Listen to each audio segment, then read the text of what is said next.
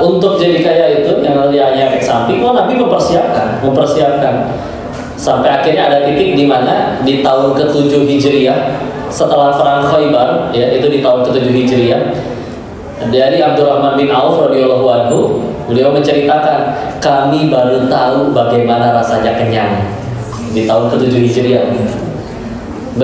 Abdurrahman itu sahabat yang masuk Islamnya ke-8, orang yang ke-8 masuk Islam. Berarti beliau sudah ikut Nabi 13 tahun di Mekah, ditambah tadi dia tahun ke-7 Hijriah. Berarti kan Hijriah kan dimulai ketika pindah ke Madinah, ya. Hijrah.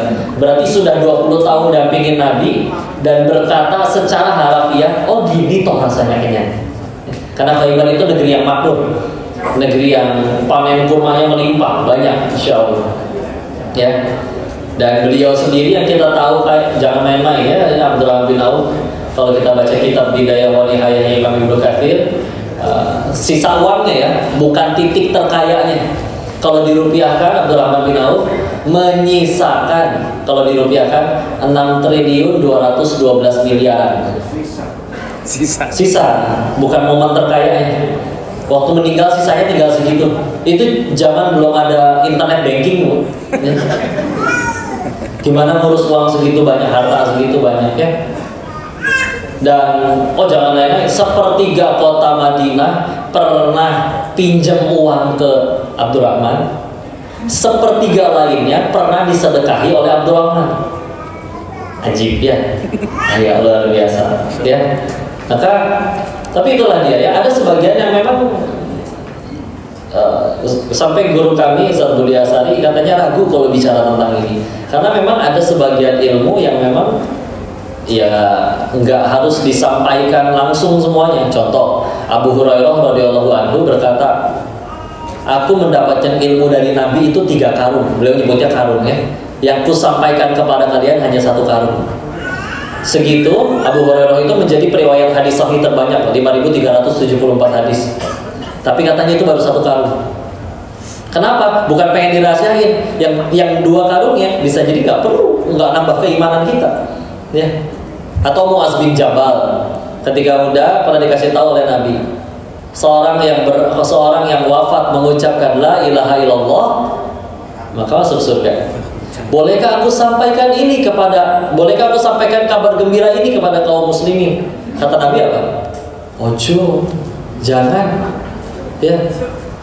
Bukan dirahasiain enggak. Dan akhirnya setelah beliau wafat, menjelang Muaz bin Jabal akan wafat, baru disampaikan ke orang-orang. Karena emang yuk balik lagi, agar jangan, karena di saat itu mereka belum siap nih untuk jadi, karena kita bicara kaya tuh nanti bicara mental, ya. Kalau mentalnya belum siap, punten dapat warisan 4 miliar per hari juga habis, belum, ya Allah, ya, habis. Tapi kalau sudah mentalnya kaya, dimiskinkan dan dipindahkan ke daerah dia mulai dari nol lagi, jadi, ya Allah. Bahkan Nabi berani bilang, jadi kaya itu sesuatu yang apunten ada rumus pasti, ya. Tinggal mau atau enggak ngamalinnya, ya. Dan sebagian nanti insya Allah disampaikan, ya. Tapi ya nanti koreksi kalau kami salah. Dan ini sih sejauh kami belajar aja.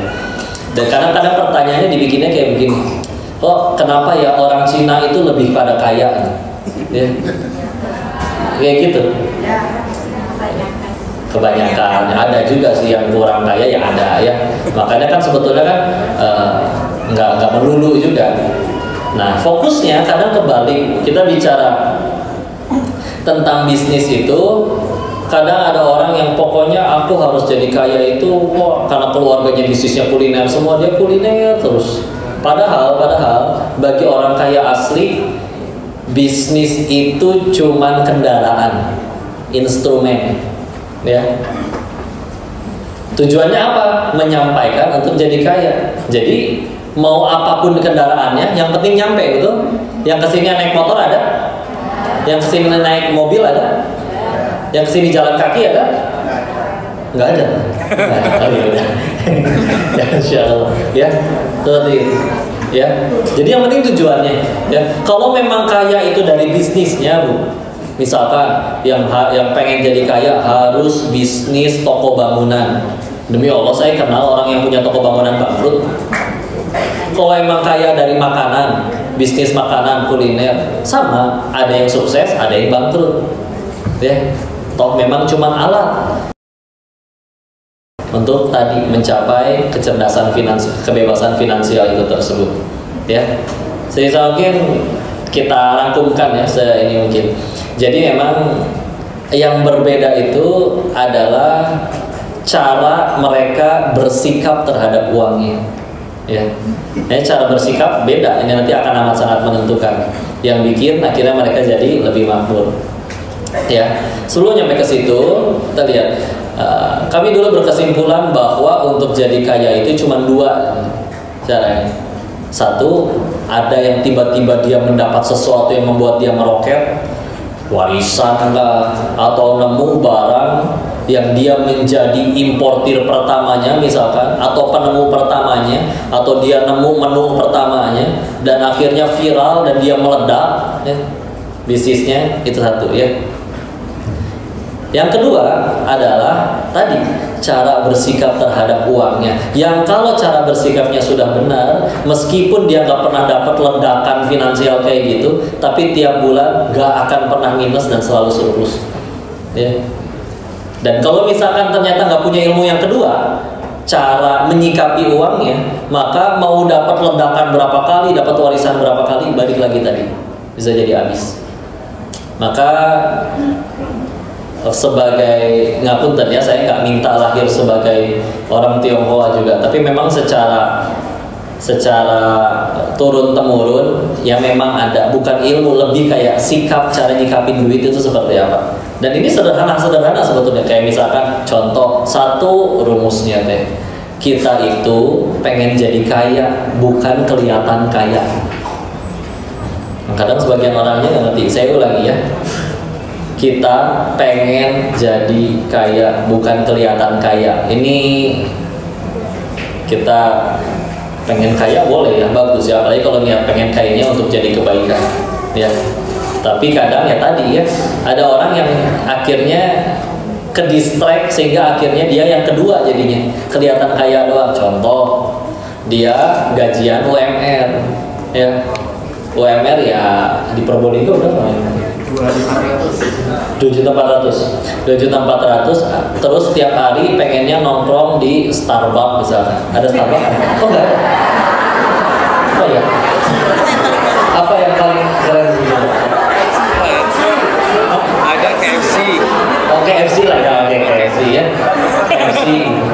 PH Oh Pizza Hut ya. Jadi makan ayam pakai Pizza Hut ya misalkan ya. Sukses ya, sukses apa tapi sukses kelihatan kaya. Ya, iya ada gajinya segitu-segitunya ya. Sukses kelihatan kaya. Nah kalau misalkan yang kaya yang asli, kalau di Bogor itu ada satu komplek pertokoan, disebutnya Lawang Seketeng. Isinya memang pengusaha-pengusaha, memang kebanyakan di dunia ikan asin jualannya ya. Orang bilang ikan asin itu bau ikannya, memang amis begitu ya, bau ikan asin. Tapi ya anak-anak yang bos, yang bapak-bapak yang pada di situ kongkonya, ya anaknya ada yang kuliah di London, ada yang kuliah di Jerman ya, seperti itu ya. Apa uniknya mereka yang udah kayak gitu, anaknya kuliah dengan aset seperti itu ya, tapi datang ke toko itu bawa nasi sendiri, nanti lauknya tinggal beli di warteg ya. Kadang handphonenya jelas ya, bukan handphone yang seharga sepeda motor, kadang masih biasa ya, yang layarnya pun retak-retak, pecah-pecah gitu ya. Selain mereka juga memang kalau dibeliin yang bagus juga mereka nggak kepake sih ya, jadi tetap aja cuma WA doang ya, iya kan. Jadi kadang bukan berarti kita nggak boleh beli yang mahal, boleh sesuai kebutuhan. Kalau memang dia kerjaannya konten kreator ya perlu yang mahal, karena kalau pakai kamera yang buram ya gimana, sejago apapun tekniknya gambarnya buram-buram juga ya. Tapi cara mereka bersikapnya ya sudah ya, dia pakai celana pendek, sendal jepit, handphonenya tapi boleh diadu, silakan cek pulsanya ya. Cek pulsa, ada yang pulsanya 4 juta, pulsa handphone lebih mahal daripada handphone orangnya. Karena kan ya dia kadang udah pasang wifi atau di rumahnya juga udah dipasangin wifi sama anaknya. Sedangkan pulsa makan habis nanti masa berlaku, jadi kudu ngisi. Pulsa 4 juta, Insya Allah. Dan ketika ditanya nggak nikmatin hidup gitu, enak, udah saya hidup kayak begini, tidur tenang, nggak punya utang, daripada ya mobil baru harus nyicil dong yang baru, handphone baru harus ganti dong yang baru, ya nongkrong ya kali nggak di restoran mewah ya, tapi tiap malam menderita, stres ya, dapat SMS teror, tagihan hutang, ya. Kok menjiwai banget sih Bu? Alumni Atau belum selesai kan? Belum selesai ya, Insya Allah ya, capek Insya Allah ya. Nah, itu beberapa rumus sederhana ya. Nah, jadi kaya, dan yang penting saya kaya daripada sekedar kelihatan kaya ya. Cuman kadang ya ketika ketemu lingkungan yang katanya udah naik jadi manajer, handphone masih itu aja, goyang imannya Bu. Nggak, lebih tepatnya goyang tabungannya Bu ya. Ya udah ya, atau gimana dong ya, makanya sudah selesai. Atau kita lanjutkan dulu yang kedua ya. Bismillah. Yang kedua adalah kadang mereka tidak bisa membedakan mana aset, mana liability. Ulangi, mana aset, mana liability. Bahkan dari wajah-wajahnya kelihatan aset opo, liability opo ya. Karena saya juga bingung ya, pengen dibikin sesederhana mungkin, tapi ya gini ngomongin duit mah ya. Yuk kita sederhanakan. Pokoknya aset itu sesuatu yang masukin uang ke dompet ibu. Liability itu kalau diterjemahin juga sama repotnya, liabilitas ya sama ya. Adalah sesuatu yang ngeluarin uang dari dompet ibu. Ya. Punten Bu. Aku kerja harus ada hasilnya dong. Yuk nyicil motor, seenggaknya ada barang ya kan? Punten Bu, itu bukan aset. Kenapa? Tiap bulan masih bikin ibu keluar duit. Liabilitas. Ketika akhirnya lunas dijual lagi, harganya turun jauh nggak? Bukan aset. Ya. Termasuk yang akhirnya nyicil rumah masih nyicil. Punten, saya masih belum bahas ke efek ribanya ya. Tapi ya sama, bukan aset. Karena aset itu sesuatu yang kayak punten, misal contoh paling gampang, sudah punya kos-kosan, yang kita tidur juga itu tiap bulan tetap jadi duit, ya. Walaupun dia perlu proses untuk ke arah sana, ya, untuk punya itu, gitu ya. Tapi nanti ada cara-caranya ya. Maka sekarang saya coba kasih ini standar rasio yang paling standar. Dalam artian ibu dapat uang berapa, bapak sebulan dapat uang berapa, maka mesti digunakannya kemana aja. Nah itu ada standarnya kalau orang yang ngebahas tentang ilmu kayak begituan. Standarnya adalah 50, 30, 10, 10. Ulangi, 50, 30, 10, 10. Sekali lagi, ini standar dan boleh diubah-ubah. Ya, dan memang yang nemuin ini duluan bukan orang muslim, jadi nanti kita akan edit, akan ubah, tapi ini standarnya dulu. Apa maksudnya? Dari 100% pemasukan ibu, contoh gaji ibu atau pemasukan ibu sebulan 10 juta misal, biar gampang hitungnya ya. Maka si 50 itu apa? Untuk hidup ya. Ibu beli makan, ibu beli minum, ibu beli tabung gas, token listrik, kalau masih kontrak biaya kontrakan semuanya ya. Itu 30-nya apa? Kalau ingin berhutang. Sekali lagi, karena ini yang nemuin, yang mencetuskan ini bukan orang muslim, jadi mereka misalkan kalau kita pengen berhutang dengan sehat, contoh gaji kita 10 juta, kalau pengen nyicil harus berapa cicilannya per bulan? Yang sehatnya 30% dari pemasukan, berarti sehatnya di 3 juta. Jadi contoh, kok saya punya gaji 10 juta nih, udah bisa ngambil motor dengan cicilan sebulan 6 juta, bisa nggak? Bisa secara matematis, tapi nggak sehat. Ya, suatu saat akan mengganggu keuangan ibu. Yang kalau udah keganggu, terus larinya, ya mohon maaf, ke pinjol, kayak rusak, ya.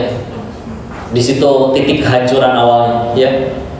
Jadi sehatnya di 30. 10 dan 10 yang lainnya, ini ada perbedaan pendapat di kalangan para mereka sendiri ya. Ada yang nyebut 10%-nya di investasi dan 10 yang terakhirnya di asuransi. Ya. Ada yang nyebutnya tidak pakai asuransi, tapi 10%-nya di investasi dan 10%-nya di tabungan. Ya. Maka yuk kita edit, kita olah ya. Aslinya bahkan saya baca bukunya Robert T. Kiyosaki, Rich Dad Poor Dad, ketika membahas tentang ada orang yang belajar kepada beliau untuk jadi kaya. Dia sama mindsetnya, ajarin saya bisnis untuk jadi kaya. Apa perintah dari Robert Kiyosaki-nya? Sana kamu cari kerjaan. Loh kok kerja? Katanya pengen ngajarin saya bisnis. Silakan. Karena yang harus dirapihin bukan kamu jago bisnis dulu atau enggak, tapi cara kamu ngelola uangnya dulu tiap bulan. Ya. Maka oke, terus setiap kerja lalu dikasihlah rasio tersebut. Ya. Maka ya itu dia. Gimana caranya kita mesti bisa bertahan hidup ya mudah, insya Allah di Probolinggo masih ada sego pecel 6.000-an nggak? 8.000 ya. Di 8.000 di Probolinggo masih bisa kenyang Bu? Masih. Di Jakarta udah nggak bisa Bu. Ya berarti meskipun UMR-nya lebih kecil jadi insya Allah lah ya. Karena kalau buat hidup mah insya Allah cukup Bu. Yang nggak cukup kalau buat Kayak hidup. ya hidup. Kakek gaya ya. Insya Allah. Oke. Maka 50, 30, 10, 10. Nanti yang jadi krusial yang mana kita lihat. Kok tadi kan kita bicara mesti punya passive income ya, sesuatu yang harus jadi pemasukan uang. Maka izin saya langsung pakai studi kasus yang kami amalkan aja. Ya. Ada di suatu titik akhirnya yang mesti harus jalan, yang saya sepakati dari rasio 50, 30, 10, 10 tadi, saya pakainya kayak gini. Saya nggak suka ngutang, nggak pernah mau ngutang. Makanya dari rasio yang saya dapat sebulannya 50% untuk hidup. Tetap itu yang di awal. Karena saya nggak pernah mau ngutang, jadi saya punya ada tambahan rasio yang 30% tadi. Ya. Dan saya juga nggak ikut asuransi. Ya, nggak mau ikut. Dan buat investasi apa yang mau diinvestasi belum ada. Akhirnya pembagiannya menjadi 50% untuk hidup, 50% untuk tabungan. Kok misalkan menyesuaikan, saya telat nih belajar tentang ininya. Yang penting tiap bulan tetap harus ada tabungan. Ya, walaupun nanti ini kita lagi bahas tentang keuangannya dulu ya. Nanti kalau kita bicaranya sudah ke arah keislaman, ya memang ya sedekah ya, bukan nabung ya. Tapi ini ilmu dasar kita punten ya. Ilmu ibu tentang sedekahnya nanti dulu ya, nanti dulu. Maka misalkan mau 80% untuk hidup, yang penting ada yang tabungannya gitu ya.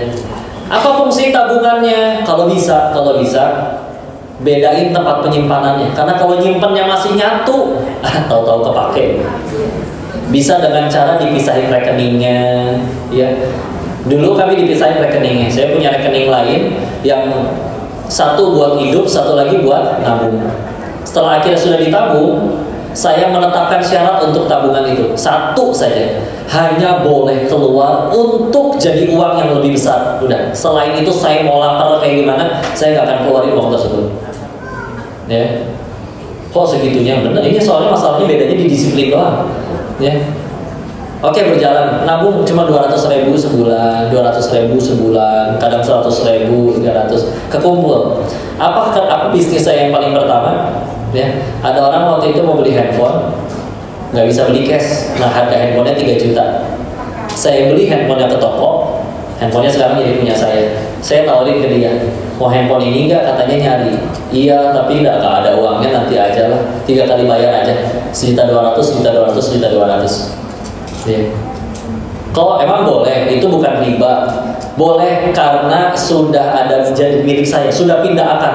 Yang repot karena jadi permasalahan kan kalau kayak leasing itu, barangnya masih belum jadi milik si leasing, barangnya belum jadi milik si leasing, tapi yang ngutang bayarnya bukan ke yang punya barang, ya, bayarnya ke leasing.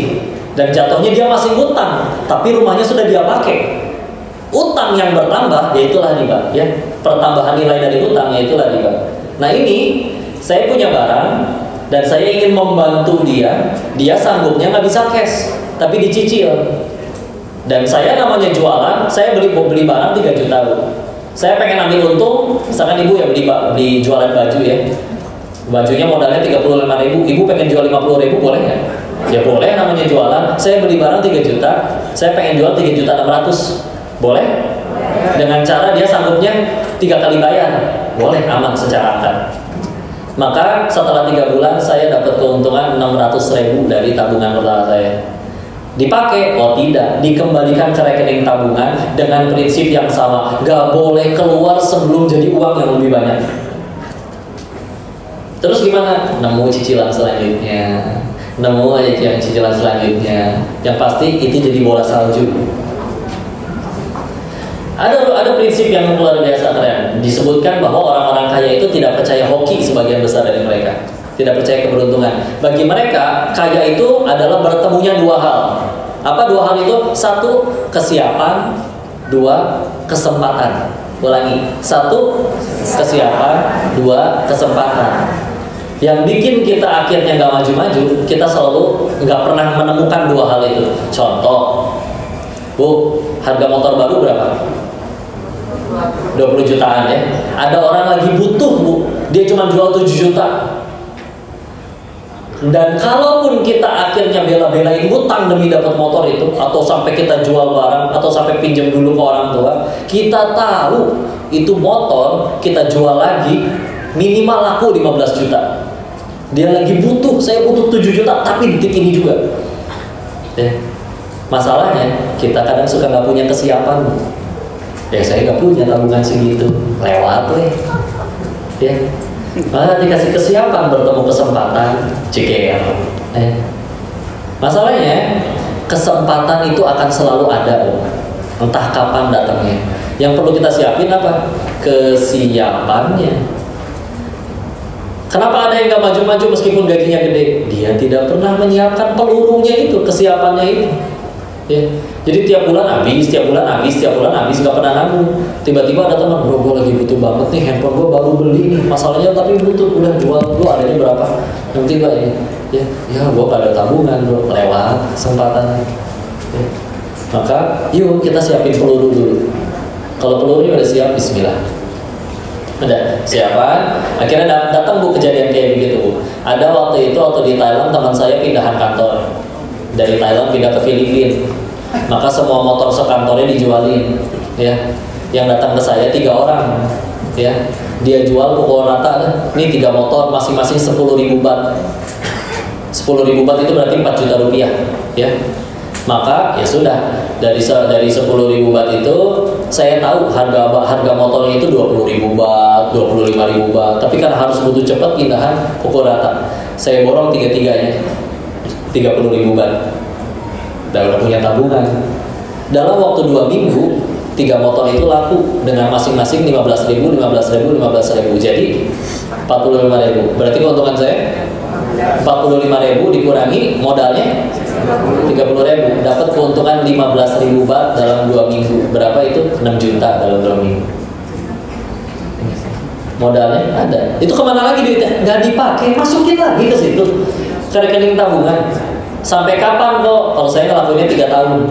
Sampai si pasif income dari rekening tabungan itu sudah lebih besar dari gaji saya.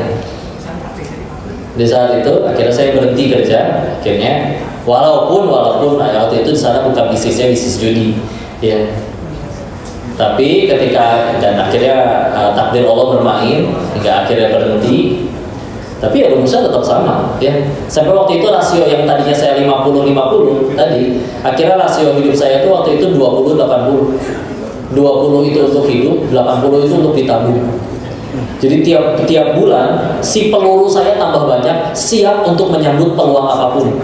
Yang jual handphone murah lah, jual laptop murah lah, jual apa murah, kayak gitu tuh. Nggak, akhirnya terus nambah. Tidak bisa. Apa yang bikin ini tidak bisa diamalkan? Tadi kadang kurang di kedisiplinannya aja. Tergoda untuk harus ganti handphone baru, udah ada soalnya duitnya. Ya. Tergoda harus ganti motor baru, udah ada soalnya duitnya. Ya. Dulu saya kalau bisa dulu, walaupun ini nggak harus diamalkan juga ya. Dulu saya sampai di satu titik, ternyata misalkan saya dulu menargetkan per bulan itu harus nabung minimal 20 juta. Ternyata saya di bulan itu misalkan cuma dapat 22,5 juta. entah gimana caranya saya mesti hidup di Thailand 2,5 juta sebulan. Yang penting tetap bisa nabung 20 juta sebulan. Sampai segitunya, ya. Karena tahu itu nanti akan jadi ya bola salju yang terus membesar. Bagi sebagian orang, ya kali ya tinggal kurangin aja tabungannya, yang penting buat makan cukup. Nah, kadang kalau mau jujur nggak cuma buat makan, akhirnya dia buat punten. Karena di sana tempat hiburan cuma 2, kalau nggak diskotik, tempat judi, kasino. Ya udahlah, akhirnya habis. Kayak main nanti kedisiplinan. Ya, udah segitu dulu ya. Kita pengen sharing-sharing juga nih. Gimana sayang?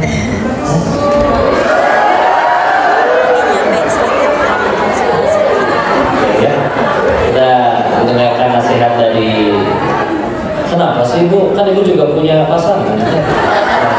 Tapi beneran sebelum kata Hidayah asli yang saya yakini di luar konsep yang tadi saya bahas semuanya, cara tercepat meningkatkan penghasilan adalah memberi kepada orang-orang yang kita sayangi, ya beneran ya. Makin nggak direm-rem ngasihnya demi Allah, karena kita sedang berurusan dengan yang maha kaya ya. Makin ditahan-tahan, kita udah 4 tahun nikah ini, kemarin saling ngobrol hati ke hati, kita dapat kesimpulan iya ya kadang-kadang ya namanya 4 tahun nggak mungkin kalau misalkan selalu akur ada banyak ya, kadang ya agak kesel sedikit, agak ya bete sedikit. Pas ketika kayak gitu, pada agak datang tuh kesempatan yang disebut harusnya kita bisa sambut ya. Betul saya? Ya, ketika sudah mulai diberikan dikasih, dan demi Allah beneran yang saya lakuin itu tadi, itu saya ngelakuinnya waktu masih jomblo, waktu masih sendiri ya, atau masih sendiri dan ya badan lebih kurus dari sekarang. Saya sudah dianggap gendut katanya ya. Walaupun yakin banyak yang lebih gendut. Ya saya yakin. Iya Mas. Apa? Enggak maksudnya kan masuk ke surga nggak harus kurus ya, tenang aja. Bukan gendut Ustaz. Terlampau seksi. Ibu lucu dan menggemaskan. Ya, makanya saya ngelakuin itu lagi dan ngelakuin kayak gitu, nahan lapar segala macam demi nabung dan segala macam, ngapunten dalam keadaan jomblo. Tapi demi Allah ya, duit yang didapat dilepas usaha judi saya ya, dilepas usaha judinya ya, duit yang didapat waktu itu bapok dengan strategi bisnis seperti apapun lebih sedikit daripada rezeki yang sudah didapat setelah menikahi Tayunda. Aduh, kayaknya habis ini saya dapat transferan lagi nih. Beneran ya. Jadi ketika akhirnya ya tadi ya efek sudah bahagiain, udah bicara tentang keberkahan, Allah itu beda dunia dengan rumus matematika tentang bisnis manapun. Makanya saya tadi bilang itu mau mukodimah, bahasan tentang cara mengelola keuangan yang paling dasar, paling awal. Nanti yang bikin meroketnya ya itu nanti ya. Pada ketika misalkan, wih si Koko ngegolin ini bisnis tender kemarin misalkan, akhirnya gol jadi brand ambassadornya Athena. Tahu Dr. Richard? Itu gila-gilaan bu kalau masih deal-dealan ini bu, ya. Tapi demi Allah saya mikir lagi kadang kalau sebelum tidur malam. Enggak sih kalau pengen dipikir-pikir, pasti doa istri, pasti doa dari orang tua, doa dari mama dan bapak Ayu. Dan enggak, kayaknya kalau misalnya masih sendiri kayaknya nggak datang tuh deal itu kepada saya, ya. Jadi ya makanya nanti ketika sudah tambahnya iman, bicaranya sudah bukan apa aku sudah bahagia, tapi sudah berapa orang yang aku bahagiakan. Dapat dikumpulin sebanyak-banyaknya juga, kadang pakai buat diri sendiri juga ngapain? Ini beli buat diri sendiri sekarang handphone mah gitu-gitu aja. Beli mobil tuh cuman kaleng, dipakein plastik, dipakein karet, dipakein kaca, udah gitu doang. Ya. Tapi kalau udah punya orang yang disayang, kayak contoh ibu ke Taman Safari ya. Kalau ibu sendirian ke Taman Safari, bete kan? Ih gajah. Terus, tapi kalau ibu punya anak lagi lucu-lucunya umur 2 tahun, yang ibu nanti-nantikan kalau ke Taman Safari apa? Ngelihat respon anak tersayang kita ngelihat gajah itu kan? Wow, kita ikut senang. Coba ibu sendirian, oh gajah. Bete kan? Ya itu yang saya rasain. Kalau misalkan hari seindah apapun, ya, tapi kalau tidak melihat senyumannya, kayak hari itu buruk luar biasa. Tapi hari itu seburuk apapun, nyampe rumah disambut dengan senyumannya, ini hari terindah yang aku punya. Allah bisa, ya, silakan saya.